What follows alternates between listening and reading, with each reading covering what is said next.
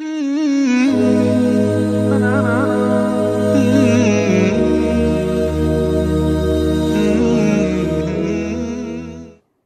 بالله من الشيطان الرجيم بسم الله الرحمن الرحيم وصلى الله على محمد وعلى آله الطيبين الطاهرين الذين أذهب الله عنهم الرجس وطهرهم تطهيرا اللهم صل على محمد وآل محمد ولعنة الدائمة الباقية على أعدائهم ومنكر فضائلهم وغاصب حقوقهم أجمعين من يوم عداوتهم إلى قيام يوم الدين أما بعد عباد الله أوصيكم ونفسي بتقوى الله فإن التقوى خير الزاد وبها المعاد وتنفع يوم لا ينفع فيه مال ولا بنون إلا من أتى الله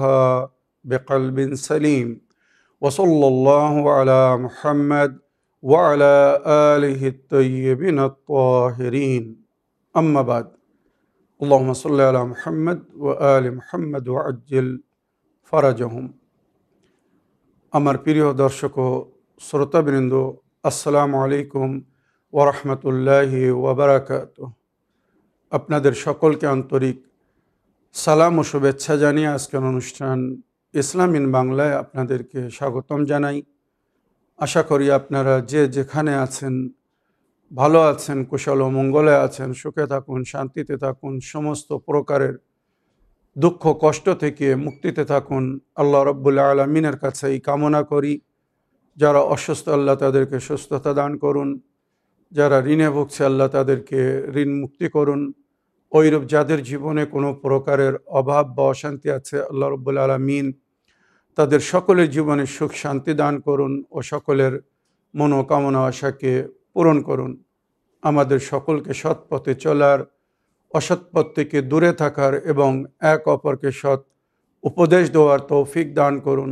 আমরা যেন সত্য বা হক জিনিসকে জেনে শুনে মেনে তার উপরে আমাল করে সেটা সকলের সামনে তুলে ধরতে পারি বা অন্যদের কাছে পৌঁছে দিতে পারি। আল্লাহ রাব্বুল আলামিন আমাদেরকে সেই মনোবল ও নেক তৌফিক দান করুন। আমিন ইয়া রাব্বাল আলামিন। এই দোয়ার সঙ্গে আজকের পর্ব শুরু করতে চলেছি। বিনা কোনো ভূমিকায় সরাসরি আপনাদের পাঠানো প্রশ্নের উত্তর দিতে চাই। তাই আসুন দেখি কোথা থেকে কে কি প্রশ্ন করছেন। আসসালামু আলাইকুম। আমার প্রাণপ্রিয় হুজুর ও শিক্ষক মহাশয় জনাব মাওলানা সাবির রেজা সাহেব, আজ 5 সেপ্টেম্বর শিক্ষক দিবস। আজ 5 সেপ্টেম্বর শিক্ষক দিবস উপলক্ষে আপনাকে অনেক অনেক অভিনন্দন ও ধন্যবাদ জানাই আমাদেরকে সুন্দর শিক্ষা দেওয়ার জন্যে। আজ আপনার কারণে আমরা অন্ধকার থেকে উজালায় এসেছি, পথভ্রষ্ট ছিলাম, সঠিক পথ পেয়েছি।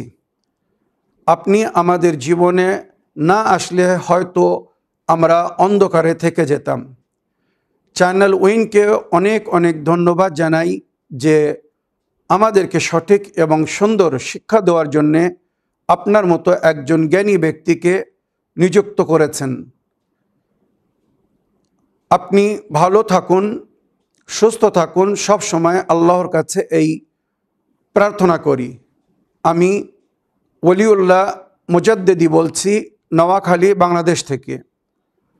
হুজুর, আমি এক সাধারণ শিক্ষক এবং একজন ধার্মিক শিক্ষকের অধিকার সম্পর্কে জানতে চাই। ওস্তাদের কি হক জানাবেন প্লিজ। আসসালামু আলাইকুম ওয়া রাহমাতুল্লাহি ওয়া বারাকাতুহু। ওয়ালাইকুম আসসালাম ওয়া রাহমাতুল্লাহি ওয়া বারাকাতুহু। আমার প্রিয় ভাই ওলিউল্লাহ মুজাদ্দিদি সাহেব, নোয়াখালী, বাংলাদেশ থেকে চিঠি লেখার জন্য আপনাকে অসংখ্য ধন্যবাদ জানাই। আমার প্রিয় ভাই, আল্লাহ রাব্বুল আলামিন আপনাদের দোয়ায় আমাকে তৌফিক দান করেছেন। আমি সবসময় আল্লাহর বান্দাদেরকে তার পবিত্র গ্রন্থ কোরআনে মজিদ এবং নবী করিম সাল্লাল্লাহু আলাইহি সাল্লামের সুন্নত ও আহলে বায়তের তালিমাত থেকে সঠিক দ্বীনের শিক্ষা সর্বসাধারণের কাছে পৌঁছে দেওয়ার চেষ্টা করছি। যে তালিমাতকে, যে কোরআন ও আহলে বায়তকে নবী করিম সাল্লাল্লাহু আলাইহি সাল্লাম নিজের উম্মতের হেদায়েতের জন্য ছেড়ে গেছেন, আমি সেই কোরআন এবং আহলে বায়তের তালিমাত সর্বসাধারণের কাছে, সকলের কাছে পৌঁছে দেওয়ার চেষ্টা করছি। নিঃসন্দেহে আপনাদের দুয়ায়, পঞ্জতনে পাক 12 ইমাম চেহেরদা মাসুমিন আলাইহিসসালামের ওসিলায় আমার এই উদ্দেশ্যে 100% যদি নাও হয় তো 99% সাকসেস, সফলতা অর্জন করতে পেরেছি। আলহামদুলিল্লাহ, শুকরুলিল্লাহ। আমার ক্ষমতায় যেটা ছিল বা আছে, আমি আল্লাহর বান্দাদের কাছে সঠিক দিন এবং দিনের সংবিধান, নবীর শরিয়ত এবং শরিয়তের সঠিক আহকাম পৌঁছে দেওয়ার চেষ্টা করছি, বা সঠিক ইসলামিক ইতিহাস বাস্তব তাদের সামনে তুলে ধরার চেষ্টা করছি। কে মানবে কে মানবে না, কারা এটাকে ফলো করবে কারা ফলো করবে না, এটা পরিপূর্ণভাবে তাদের উপরে নির্ভর করে। আল্লাহ যদি কারোর হেদায়েত করতে চায় তো তার সিনাকে কোষাদা করে দেয়, অন্তরকে বৃদ্ধি করে দেয়, যেটা কোরআনের মধ্যে উল্লেখ হয়েছে। আর আল্লাহ যদি কারোর হেদায়েত না করতে চায় তখন তার অন্তরকে, মনকে ছোট করে দেয়, আর সে তখন হককে, সত্যকে, সঠিক জিনিসকে অ্যাকসেপ্ট করতে চায় না, মানতে চায় না। তো আমার প্রিয় ভাই, আপনি যেভাবে দোয়াতে স্মরণে রেখেছেন, আশা করি এইভাবে আপনার মতো অন্য দর্শকবৃন্দরাও আমাকে দোয়াতে স্মরণে রাখবেন, যাতে আমি এইভাবে দিনের সেবা বা খেদমত করতে পারি। আল্লাহর দিন, নবীর সুন্নাত এবং নবীর আহলে বায়তের তালিমাত যেন সকলের কাছে পৌঁছে দিতে পারি। আমার গুরুদক্ষিণা রূপে আমি আপনাদের কাছে কিছু চাই না, শুধু আমাকে, আমার পরিবারকে দোয়াতে স্মরণে রাখবেন। আমার জন্য আল্লাহর কাছে নেক হায়াত এবং সুস্থতা কামনা করবেন, যাতে এইভাবে সুস্থ থেকে, শত্রুর নজর থেকে, কুনজর থেকে বেঁচে থেকে দিনের সেবা করতে পারি, খেদমত করতে পারি। আমার প্রিয় ভাই, শিক্ষকের কি অধিকার, বিশেষ করে ধর্মগুরুরা যারা আমাদেরকে সঠিক দিনের শিক্ষা দেন, তাদের কি হক বা অধিকার আপনি জানতে চেয়েছেন। আমার মনে হয় ইমামে জাইনুল আবদিন আলাইহিস সালাম নিজের বিখ্যাত চিঠি রেসালাতুল হুকুকের মধ্যে যে ওস্তাদের, শিক্ষকের, এক মুআল্লিমের যে হুকুক বলেছেন, এই 12টি হুকুক যদি আমি আপনার সামনে তুলে ধরতে পারি বা আপনাদের কাছে পৌঁছে দিতে পারি, তো আমার মনে হয় যথেষ্ট। এক শিক্ষকের কি হক বা অধিকার, তো ইমামে জাইনুল আবদিন আলাইহিস সালাম বলছেন, তোমাদেরকে যারা গাইড করছে, সঠিক শিক্ষা দিচ্ছে, দুনিয়াকে সঠিকভাবে জানার জন্যে বা দিনকে সঠিকভাবে জানার জন্যে যারা তোমাদেরকে গাইড করছে, মার্গদর্শক করাচ্ছে, কিভাবে তাদেরকে ফলো করতে হবে, তাদের সম্মান করতে হবে, তো এখানে ইমামে জাইনুল আবদিন আলাইহিস সালাম শিক্ষকের বা মুআল্লিম বা ওস্তাদের 12টি হক বলেছেন। আমি পরস্পর এই হক পড়ে আপনাদেরকে শোনাতে চাই। इमाम ज़ैनुल आबिदीन अलैहिस्सलाम से रिसालतुल हुकूक में रवायत है, फरमाया, इमाम ज़ैनुल आबिदीन अलैहिस्सलाम रिसालतुल हुकूकेर मध्य बोलेছেন,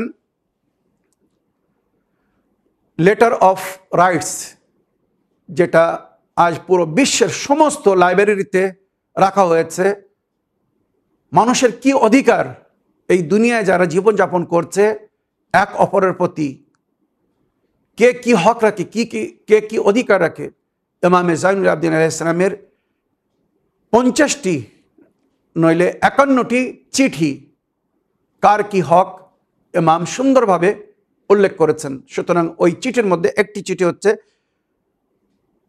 रिसालत हुकूकुल मुअल्लिम, शिक्षकेर की हक। सुनुन, हक को साइसी का बिल इल्म, जिसने भी इल्म व मारिफत की जानिब तुम्हारी रहनुमाई की, उसका हक ये है कि जे इल्म व मारिफतेर दिके तुम्हादेरके হেদায়েত করবে, রাহনুমাই করবে, তার কি হক? 1 নম্বর আত-তাযীম লাহ, তার সম্মান করবে, তার এহতারাম করবে। ওস্তাদের, শিক্ষকের প্রথম হক হচ্ছে তাকে সম্মানের নজরে দেখবে, তাকে তুচ্ছ নজরে, ঘৃণা নজরে দেখবে না। প্রথম হক তার সম্মান করবে, সম্মানের নজরে দেখবে। ওয়া তাওকির লে মজলিসহি, উসকি বারগাহ কো মোহতারাম জানো, তার বৈঠককে সম্মানিত মনে করবে। যে বৈঠকে, যে ক্লাসে, যে আসরে সে শিক্ষা দিচ্ছে, সেই শিক্ষার আসরের সম্মান করবে। এক শিক্ষার আসরে যেভাবে বসতে হয়, মন দিয়ে শিক্ষকের শিক্ষাকে ফলো করতে হয়, শুনতে হয়, ওইভাবে ওই বিদ্যালয়ের, শিক্ষালয়ের, শিক্ষার আসরের বা ক্লাসের সম্মান করতে বলা হয়েছে। আর তাজিমুল্লাহ ও তৌকির লে মজলিসেহি, তার বৈঠকের সম্মান করবে। ও হোসনুল ইস্তেমা ইলাহি, মন দিয়ে তার কথা শুনবে। শিক্ষক যখন কিছু শেখায় তো মন দিয়ে তার কথাকে শুনতে বলা হয়েছে বা শুনতে বলা হচ্ছে। ওয়াল ইকবাল আলাইহ, উসকি জানিব আপনা রুখ রাখো, ইয়ানি পুষ্ট মত করো। ওস্তাদ সামনে থেকে দাঁড়িয়ে বা বসে যদি কোনো হেদায়েত করেন, শিক্ষা দেন, তো আমাদের মুখমণ্ডল যেন তার দিকে থাকে, তার দিকে পাশ ফিরিয়ে, পিঠ ঘুরিয়ে যেন কেউ না বসে। এটা তাকে অসম্মান করা, অপমান করা। ওস্তাদ যেদিকে বসে আছে, আমাদের চেহারা, আমাদের মুখমণ্ডল, আমাদের নজর যেন সবসময় সেই দিকে থাকে, ওস্তাদের দিকে তাকিয়ে তার কথা শুনতে হয়। অনেক সময় ওস্তাদ মুখে কিছু বলে না, ইশারা, যাকে বডি ল্যাঙ্গুয়েজ বলে, বডি ল্যাঙ্গুয়েজ অনেক কিছু শিখিয়ে দেয়। তো ওই জন্য ওস্তাদের উপরে নজর রাখতে বলা হয়েছে। মনে রাখবেন, এটা খুব গুরুত্বপূর্ণ জিনিস। ওস্তাদের দিকে পিঠ করে মুখ ঘুরিয়ে বসবে না। যখন কোনো শিক্ষক, গুরুজনরা শিক্ষা দেন, তো আমাদের কর্তব্য, আমাদের দায়িত্ব কি? তার দিকে যেন আমরা চেয়ে মুখ করে বসি, মন দিয়ে তার কথা শুনি, কান দিয়ে তার কথা শুনি, বা চোখ দিয়ে তার দিকে যেন তাকাতে থাকি। ওয়াল ইকবাল আলাইহি, তার দিকে নজর করে থাকবে। ও আল্লাহ তারফা আলাইহি সাওতাক, अपनी आवाज़ को उसके आवाज़ से बुलंद ना करो। ওস্তাদের উপরে, শিক্ষকের আওয়াজের উপরে নিজের আওয়াজকে যেন উচ্চ করো না।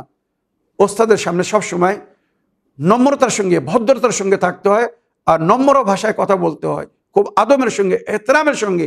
এমনভাবে কথা বলবে না যেটা শুনে সে আঘাত পাবে, বা উচ্চস্বরে জোর গলায় যেন কখনো নিজের শিক্ষকের সঙ্গে, ওস্তাদের সঙ্গে কেউ কথা না বলে। এটা তার হক, তার অধিকার। আল্লাহ তারফা আলাইহি সাওতাক, তার আওয়াজের উপরে যেন নিজের আওয়াজকে বুলন্দ করো না। ওয়ালা তুজিব আহাদান ইয়াসালুহু আন শাইইন হাত্তা ইয়াকুনু हुवल्लज़ी युजीब, अगर कोई किसी चीज़ के बारे में उससे सवाल करे तो तुम जवाब न दो, बल्कि उसे जवाब देने दो। ওস্তাদের সামনে যদি কেউ এসে কোনো প্রশ্ন রাখে, আপনি হয়তো সেই প্রশ্নের উত্তরটা খুব ভালোভাবে জানেন, তবুও ওস্তাদকে উত্তর দিতে দিন, শিক্ষককে, মুআল্লিমকে তার উত্তর দিতে দিন। যার কাছ থেকে শিক্ষা লাভ করে আপনি হয়তো যোগ্য হয়েছেন, আপনি সুন্দর উত্তর দিতে পারবেন বা দিতে পারেন, তবু আপনি উত্তর দিবেন না। ওস্তাদের সামনে যদি প্রশ্ন হয়, তো ওস্তাদকে, শিক্ষককে উত্তর দিতে দিন, আপনারা উত্তর দিবেন না। এই জিনিসটা কিন্তু আমাদের মধ্যে আমরা অনেক সময় দেখি, প্রশ্ন হচ্ছে কারোর কাছে, উত্তর দিচ্ছে অন্য কেউ। তো সব সময় ওস্তাদের সম্মানে তার কাছে যখন প্রশ্ন হবে, তো তাকে উত্তর দিতে দিবেন, অন্য কেউ যেন, বা ছাত্র বা শিষ্যরা যেন উত্তর না দেয়। তো এখানে ইমাম গাজ্জালী আলাইহিস সালাম বলছেন, তার মজলিসে, তার বৈঠকে, তার শিক্ষার আসরে যদি কেউ তার কাছে প্রশ্ন করে, তো তাকে উত্তর দিতে দেবে, তুমি যেন উত্তর দিবে না। ওয়ালা তুহাদ্দিস ফি মজলিস আহাদান, उसके मजलिस में बैठकर कोई किसी से कलाम ना करे। যখন শিক্ষার আসরে বসবেন, ক্লাসে থাকবেন, কোনো ধর্মগুরুর শিষ্য হয়ে শিক্ষা লাভ করতে বসেছেন, তো ওখানে মনোযোগ দিয়ে তার কথা শুনবেন। বসে আপোষে এক অপরের সঙ্গে কথা বলবেন না। অনেক সময় আমরা নিজের জীবনে এটা দেখেছি। আমি ক্লাসে পড়াচ্ছি, দুজন ছাত্র কোনো বিষয়ে আপোষে আলোচনা করছে, যতই গুরুত্বপূর্ণ হোক না কেন, যদি প্রয়োজন হয় ওস্তাদের কাছ থেকে অনুমতি নিয়ে বাইরে যেয়ে কথা বলো। তবে ওস্তাদের সামনে বসে সে শিক্ষা দিচ্ছে আর আপনারা আপোষে আলোচনা করছেন, এটা শিক্ষার অপমান করা। অনেক সময় আমরা যখন মজলিস পড়ি, মসজিদে হোক, ইমাম বাড়িতে হোক, বা কোনো ময়দানে যেখানে মজলিসের ব্যবস্থা করা হয়, আমরা দিনের শিক্ষা দিই, মজলিস পড়ছি, অনেকজনকে দেখছি তারা আপোষে এক অপরের সঙ্গে কথা বলছে, আলোচনা করছে। এটা ওই মজলিসের তৌহিন, এই ব্যবহার বা এই কাজ ওই মজলিসকে, ওই শিক্ষার আসরকে অপমান করছে। সুতরাং তার মজলিসে যখন থাকবেন, যেটা হাদিস বলছে, ওয়ালা তুহাদ্দিস ফি মজলিসে আহাদান, শিক্ষকের আসরে বসে, মজলিসে বসে, ক্লাসে বসে অন্যর সঙ্গে কথা বলো না, তার সঙ্গে কথা বলো, প্রশ্ন থাকে তার কাছে জিজ্ঞাসা করো, আপোষে এক অপরের কাছে জিজ্ঞাসা করো না। ওয়ালা তুহাদ্দিস ফি মজলিসে আহাদান ওয়ালা তাকতাব ইনদাহু আহাদান। কত সুন্দর শিক্ষা দিয়েছেন, কত সুন্দর। কি বলছেন ইমাম? उसके पास बैठकर किसी की গীবত না করো। ওস্তাদের পাশে বসে, ওস্তাদের শিক্ষার আসরে বসে কারোর গীবত করো না। অনেক অনেক সময় আমরা দেখেছি কিছু ছাত্ররা নিজেকে ওস্তাদের নিকটতম করার জন্যে অন্য ছাত্রদের, অন্য সাথীদের গীবত করে। গীবত করা যেমন পাপ, ওইরূপ গীবত শোনাও পাপ। सामिउल गीबा शरीकुल मुख्ताब। गीबत करने वाला गीबत सुनने वाले के जैसा, या गीबत सुनने वाला गीबत करने वाले के जैसा होता है। यानी जे गीबत करे সে তো পাপী, তবে যে গীবত শুনবে সেও সমান পাপী। আমি যদি গীবত না শুনি, সামনেওয়ালা গীবত করবে কার সঙ্গে? গীবত করার সুযোগ পাবে না। যেই গীবত শুরু করবে, ইশারায় মুখ বন্ধ করে দিন, ভাই আমার সামনে কারোর গীবত করো না, আমি কারোর গীবত শুনতে চাই না, আমি গীবত শুনবো না, আমি বিনা দোষে দোষী হতে চাই না।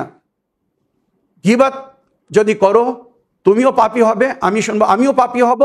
যে গীবত করেছে হয়তো আল্লাহ তাকে ক্ষমা করে দেবে, আর তার পাপের ওই বোঝ আমাদের উপরে চড়িয়ে দেবে। আর এটাই বাস্তব, নবীর হাদিসে উল্লেখ হয়েছে, যদি কেউ কারোর গীবত করে, কারোর সম্মানকে আঘাত করার জন্যে, তারকে বদনাম করার জন্য কারোর গীবত করে, আর ওই ব্যক্তি যদি, যার গীবত করেছে, মনে করুন কেউ যদি আমার গীবত করে, তো সে যদি আমার কাছে ক্ষমা চেয়ে নেয় এই জীবনে, তো সে পরকালে সবচেয়ে শেষে জান্নাতে যাবে। আর যদি ক্ষমা না চায়, তো সর্বপ্রথম তাকে আল্লাহ জাহান্নামে নিক্ষেপ করবে। এটাই কিন্তু নবীর হাদিস। ইতিহাস তুলে দেখুন, হাদিসের বই তুলে দেখুন, বাবুল গীবত তুলে দেখুন। যদি আপনি কারোর গীবত করেন আর তার কাছে ক্ষমা না চান, পরকালে আল্লাহ বলবে ওর কাছে ক্ষমা চাও, ওকে রাজি করো। সে যদি রাজি না হয়, তো নেকি দিয়ে তাকে রাজি করতে বলা হবে। হয়তো আপনার পুরো জীবনের নেকি সে নিয়ে নেবে, তারপর হয়তো সে রাজি হবে। তো গীবত করার আগে 10 বার ভেবে দেখবেন, চিন্তা করবেন। ওয়ালা তাকতাব ইনদাহু আহাদান, ওস্তাদের সামনে বসে কারোর গীবত করো না। ওয়ান তাদফা আনহু ইযা যুকিরা ইনদাকা বিসু, যদি তোমার সামনে কেউ তোমার ওস্তাদের গীবত করে, তোমার ওস্তাদের সম্পর্কে অশোভনীয় ভাষা ব্যবহার করে, তো তুমি তার প্রতিরোধ করো, প্রতিবাদ করো, যে আমার ওস্তাদের সম্পর্কে আমি এটা কখনো শুনবো না, শুনতে চাই না, আমার সামনে আমার ওস্তাদের কোনো গীবত করো না। হয়তো মানুষ মাত্রায় ভুল হতে পারে, ওস্তাদ হয়তো কোনো ভুল করেছে, আমি বা আপনি সেটা জানি না, অন্য কেউ জানে, সে আমার কাছে এসে আমার ওস্তাদের গীবত করতে চাচ্ছে, যাতে ওস্তাদকে আমার নজরে ছোট করতে পারে, তুচ্ছ করে দেখাতে পারে।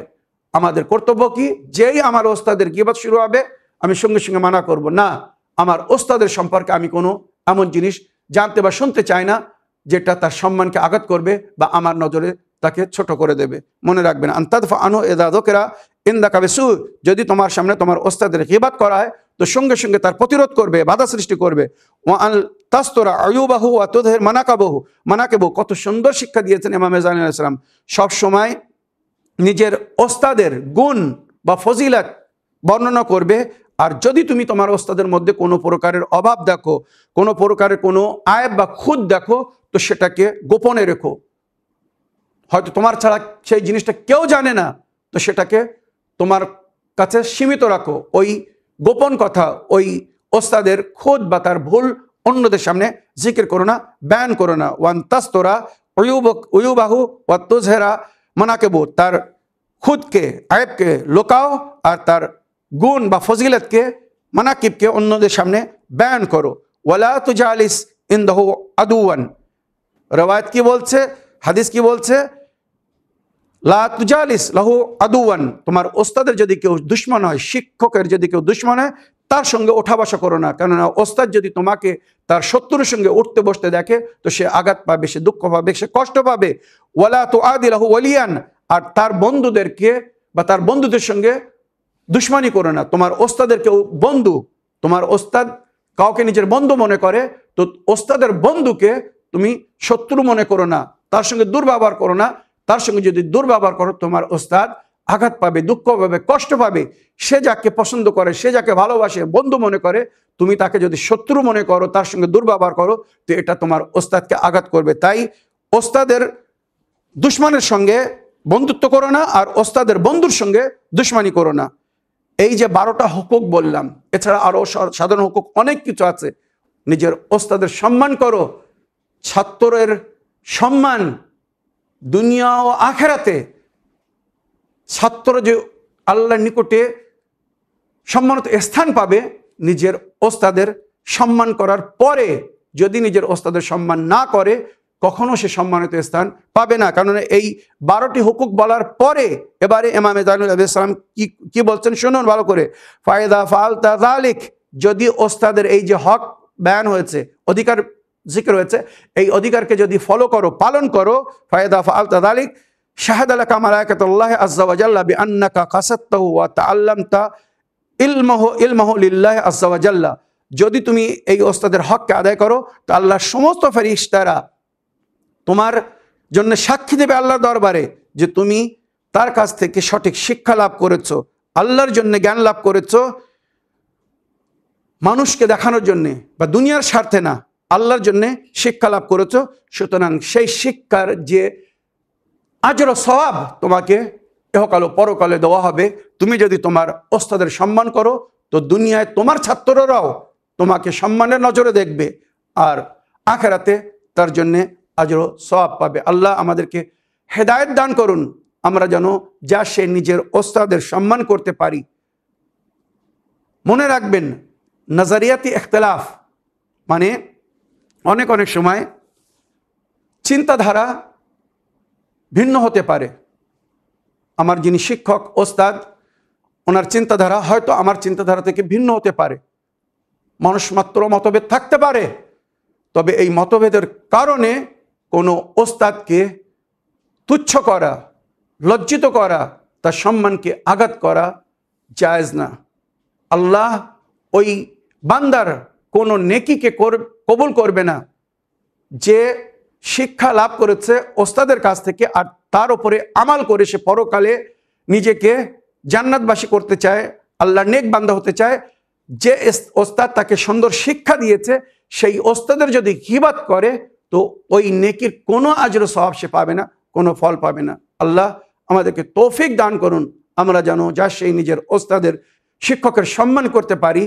কেউ যেন নিজের ওস্তাদকে, শিক্ষককে অসম্মান না করে বা তার সম্মানকে যেন আঘাত না করে। আমরা যদি নিজের শিক্ষকের, ওস্তাদের সম্মান করি তো আল্লাহ মানুষের নজরে আমাদের সম্মানকে বৃদ্ধি করবেন ইনশাআল্লাহ। আগের প্রশ্ন পড়ি। সালামুন আলাইকুম মাওলানা সাহেব, আমি মমতাজ বেগম বলছি বীরভূম থেকে। আমি নবী করিম সাল্লাল্লাহু আলাইহি ওয়াসাল্লামের স্ত্রীদের সম্পর্কে জানতে চাই। পরস্পর উনি কাকে কাকে জীবনসাথী করেছিলেন, অর্থাৎ কত হিজরিতে কাকে বিবাহ করেছিলেন, আর উম্মুল মুমিনিন হযরত আয়েশা বিবিকে যখন উনি বিবাহ করেছিলেন তখন নবীজির বয়স কত ছিল, আর বিবি আয়েশার বয়স কত ছিল, জানাবেন দয়া করে। ওয়ালাইকুম আসসালাম ওয়া রাহমাতুল্লাহি ওয়া বারাকাতুহু। আমার প্রিয় বোন বা আপা মমতাজ বেগম, আপনার চিঠি লেখার জন্য আপনাকে অসংখ্য ধন্যবাদ জানাই।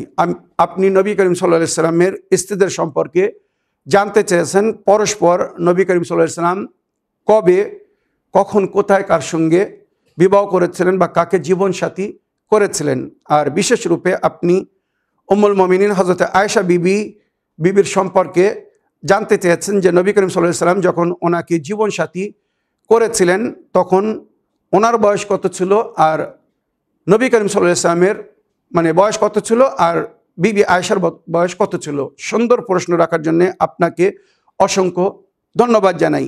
অথেন্টিক রওয়ায়েত বা ইসলামিক ইতিহাস হিসাবে আমি পরস্পর নবী করিম সাল্লাল্লাহু আলাইহি ওয়াসাল্লামের জীবনসাথীদের মানে উম্মাহাতুল মুমিনিন যাদেরকে বলা হয় বা আজওয়াজুন নবী যাদেরকে বলা হয়, আমি তাদের উল্লেখ করছি। ভালো করে মন দিয়ে এগুলো শুনবেন। হয়তো কিছু বাস্তব জানার পরে অনেকের ভুল ভেঙে যাবে। অনুরোধ করছি, আমি সবসময় অথেন্টিক ইতিহাস এবং সঠিক রওয়ায়েত আপনাদের সামনে তুলে ধরার চেষ্টা করি, সূত্র সমেত, যেটা বাস্তব। শুনুন, সর্বপ্রথম নবী করিম সাল্লাল্লাহু আলাইহি ওয়াসাল্লামের জীবনসাথী ছিলেন বা হয়েছিলেন জনাবে খাদিজা বিনতে খুয়াইলাদ। 25 আমুল ফিল নবী করিম সাল্লাল্লাহু আলাইহি ওয়াসাল্লাম প্রথম এক আমুল ফিলে জন্মগ্রহণ করেছিলেন। আর 25 বছর বয়সে উনি জানাবে খাদিজাতুল কোবরাকে, খাদিজা বিনতে খুয়াইলাদকে নিজের জীবনসাথী করেছিলেন। তো 25 আমুল ফিলে ওনার প্রথম স্ত্রী জানাবে খাদিজাতুল কোবরার সঙ্গে ওনার বিবাহ হয়। তারপরে জানাবে খাদিজাতুল কোবরার জীবনে উনি অন্য কাউকে বিবাহ করেননি, কাউকে জীবনসাথী করেননি। মনে রাখবেন, উনি জানাবে খাদিজাতুল কোবরাকে খুব ভালোবাসতেন।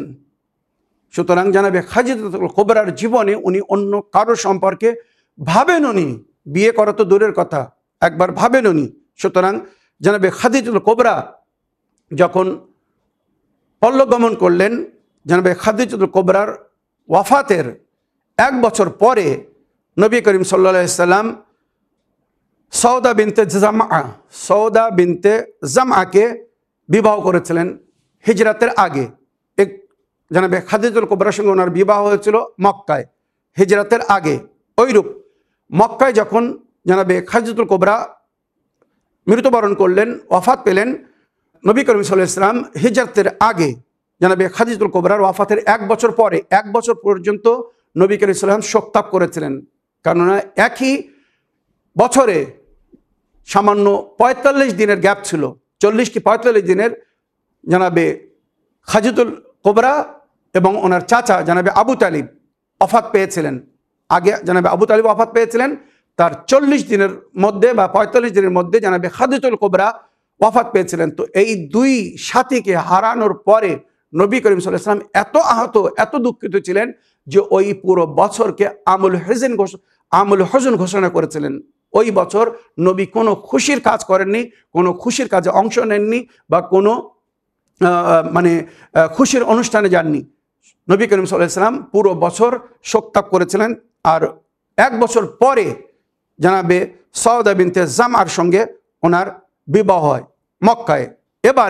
এরপরে হিজরত করে যখন উনি মদিনায় পৌঁছেছিলেন, মনে রাখবেন 53 বছর বয়সে নবী করিম সাল্লাল্লাহু আলাইহি ওয়াসাল্লাম আল্লাহর হুকুমে, আল্লাহর আদেশে মক্কা থেকে হিজরত করে মদিনায় গিয়েছিলেন।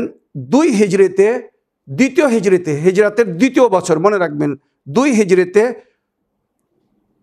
ওনার বিবাহ হয় আয়েশা বিবির সঙ্গে। মনে রাখবেন, প্রথম খলিফার কন্যা আয়েশা বিনতে আবু বকরের সঙ্গে ওনার বিবাহ হয় 2য় হিজরিতে। এবারে অথেন্টিক রওয়ায়েত, আরবিক যে সমস্ত অরিজিনাল বই আপনারা দেখুন, খুঁজে দেখুন। আর যদি বই সংগ্রহ না করতে পারেন তো ইন্টারনেটে এখন গুগল সার্চের মধ্যে অনেক কিছু আপলোড করে দেওয়া হয়েছে, আপনারা অথেন্টিক সঠিক জিনিস পেয়ে যাবেন।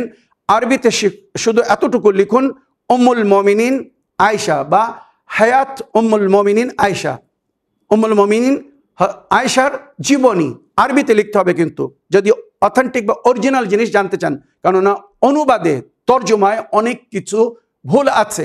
যদি আরবি অথেন্টিক বই আপনারা সংগ্রহ না করতে পারেন তো ইন্টারনেটে হায়াত উম্মুল মুমিনিন হযরতে আয়েশা লিখুন, ওখানে ওনার পুরো আরবি ভাষা ওনার জীবনে লেখা হয়েছে। যারা জ্ঞানী তাদেরকে পড়তে বলুন বা তাদের দ্বারা পড়িয়ে নিন। আর 2য় হিজরিতে মদিনায় নবী করিম সাল্লাল্লাহু আলাইহি ওয়াসাল্লামের উনি জীবনসাথী হয়েছিলেন। ওনার পরে 2য় খলিফার কন্যা হাফসা বিনতে ওমরের সঙ্গে নবী করিম সাল্লাল্লাহু আলাইহি ওয়াসাল্লামের বিবাহ হয় 3 হিজরিতে। বিবি হাফসার পরে জাইনাব বিনতে হাজিমা বা জাইনাব বিনতে খাজিমার সঙ্গে 3 হিজরিতে ওনার বিবাহ হয়। উম্মে সালমা বিনতে আবু উমাইয়া 4 হিজরিতে নবী করিম সাল্লাল্লাহু আলাইহি ওয়াসাল্লামের জীবনসাথী হয়েছিলেন। জায়নাব বিনতে জাহেশ 5 হিজরিতে নবী করিম সাল্লাল্লাহু আলাইহি ওয়াসাল্লামের জীবনসাথী হয়েছিলেন। জওয়াইরিয়া বিনতে হারিস 5 হিজরির শেষে নইলে 6 হিজরিতে নবী করিম সাল্লাল্লাহু আলাইহি ওয়াসাল্লামের জীবনসাথী হয়েছিলেন। রামলা বিনতে আবু সুফিয়ান, যার কারণে এজিদের বাপকে মুমিনিনদের মামু বলা হয়। রামলা বিনতে আবু সুফিয়ানের কন্যা রামলা, যাকে উম্মে হাবিবা বলে ডাকা হয়। বাস্তবে এই নামেই উনি বেশি পরিচিত। রামলা নাম খুব কম লোক জানে। উম্মে হাবিবা বিনতে আবু সুফিয়ান, ওনার সঙ্গে নবী করিম সাল্লাল্লাহু আলাইহি ওয়াসাল্লাম বিবাহ করেছিলেন, বা উনি নবী করিম সাল্লাল্লাহু আলাইহি ওয়াসাল্লামের জীবন সাথী হয়েছিলেন 6 নইলে 7 হিজরিতে। তখন কিন্তু এজিদের বাপ বা এজিদের দাদা ইসলাম গ্রহণ করেনি। উম্মে হাবিবা তাদেরকে ছেড়ে নবীর জীবন সাথী হয়েছিলেন বলে ওই এজিদের বাপ বা দাদা, এজিদের বাপ নিজের বোনকে আর এজিদের দাদা নিজের কন্যাকে ত্যায্য করেছিল, যে তুমি আমাদের দিন ধর্মকে ছেড়ে মোহাম্মদ নবীকে নিজের জীবন সাথী করেছো বা মহান নবীর দিনকে কবুল করেছো, আমাদের সঙ্গে তোমার আর কোনো সম্পর্ক থাকবে না, কোনো সম্পর্ক রাখবো না তোমার সঙ্গে। আর রাখেনি। কিন্তু 8 হিজরিতে ফাতে মক্কার পরে যখন বাধ্য হয়ে তারা ইসলাম গ্রহণ করেছিল, তখন এই নিজের বোনকে তারা সামান্য আপন করেছিল, অন্তর থেকেও মেনে নিয়নি। কেননা তার বোন তাদেরকে ছেড়ে নবীর দরবারে এসেছিলেন বলে। তো মনে রাখবেন, রামলা বিনতে আবু সুফিয়ান 6 নইলে 7 হিজরিতে নবীর জীবন সাথী হয়েছিলেন। মারিয়া বিনতে শামুন, মারিয়া যার সন্তান জানাবে ইব্রাহিম, যার থেকে আল্লাহ সন্তান দান করেছিলেন, খ্রিস্টানের মেয়ে ছিল, ইসলাম গ্রহণ করেছিল। মারিয়া বিনতে শামুন 7 হিজরিতে নবী করিম সাল্লাল্লাহু আলাইহি ওয়াসাল্লাম এনাকে জীবন সাথী করেছিলেন। সাফিয়া বিনতে হাই 7 হিজরির শেষে নবী করিম সাল্লাল্লাহু আলাইহি ওয়াসাল্লামের জীবন সাথী হয়েছিলেন। ওইরূপ মাইমুনা বিনতে হারিস 7 হিজরিতে নবী করিম সাল্লাল্লাহু আলাইহি ওয়াসাল্লামের জীবন সাথী হয়েছিলেন। এরপরে নবী করিম সাল্লাল্লাহু আলাইহি ওয়াসাল্লাম অন্য কাউকে নিজের জীবন সাথী করেননি। এই যে নবী করিম সাল্লাল্লাহু আলাইহি ওয়াসাল্লামের জীবন সাথীদের পরস্পর কবে কোন হিজরিতে নবী করিম সাল্লাল্লাহু আলাইহি ওয়াসাল্লাম কাকে গ্রহণ করেছিলেন, কানিজ রূপে হোক, স্ত্রী বা জীবন সাথী রূপে হোক, এই যে অথেন্টিক ইতিহাস বা অরিজিনাল রওয়ায়াত আপনাদের সামনে তুলে ধরলাম। যদি আপনারা এগুলো জানতে চান, তো নবী করিম সাল্লাল্লাহু আলাইহি ওয়াসাল্লামের জীবনী হায়াতুন নবী মুহাম্মদ সাল্লাল্লাহু আলাইহি সাল্লাম, ইন্টারনেটে গুগল সার্চে গিয়ে লিখুন হায়াতুন নবী মুহাম্মদ সাল্লাল্লাহু আলাইহি ওয়াসাল্লাম, আর ওখানে উইকিশিয়াতে যান। অরিজিনাল অথেন্টিক রওয়ায়াত দেখার জন্যে উইকিশিয়াকে ক্লিক করুন। নবীর জীবনী অথেন্টিক রওয়ায়াতের মাধ্যমে ওখানে পেয়ে যাবেন। আর এই যে সূচিপত্র এবং তালিকা বললাম নবী করিম সাল্লাল্লাহু আলাইহি ওয়াসাল্লামের জীবন সাথীদের, এইভাবে পরস্পর সব লেখা পেয়ে যাবেন। আল্লাহ আমাদেরকে তৌফিক দান করুন, আমরা যেন সবসময় সঠিক ইসলামিক ইতিহাস বা হকিকতকে জেনে শুনে মেনে তার উপরে আমাল করতে পারি। এতেই আমাদের ইহকাল ও পরকালের নেজাত লুকিয়ে আছে। আল্লাহ আমাদেরকে হেদায়েত দান করুন, আমরা সবসময় যেন নবী করিম সাল্লাল্লাহু আলাইহি ওয়াসাল্লামের তালিম কারদা বা নবীর নিজের উম্মতের হেদায়েতের জন্য যে কোরআন এবং আহলে বায়তকে ছেড়েছেন, কোরআন এবং আহলে বায়তকে ফলো করে সঠিক জিনিসকে অনুসরণ করে যেন এই দুনিয়া থেকে যেতে পারি। এই বলে আমার আজকের বক্তব্য এখানে শেষ করলাম। ওয়া আখিরু দাওয়ানা আলহামদুলিল্লাহি রাব্বিল আলামিন। ওয়াসসালামু আলাইকুম ওয়া রাহমাতুল্লাহি ওয়া বারাকাতুহু।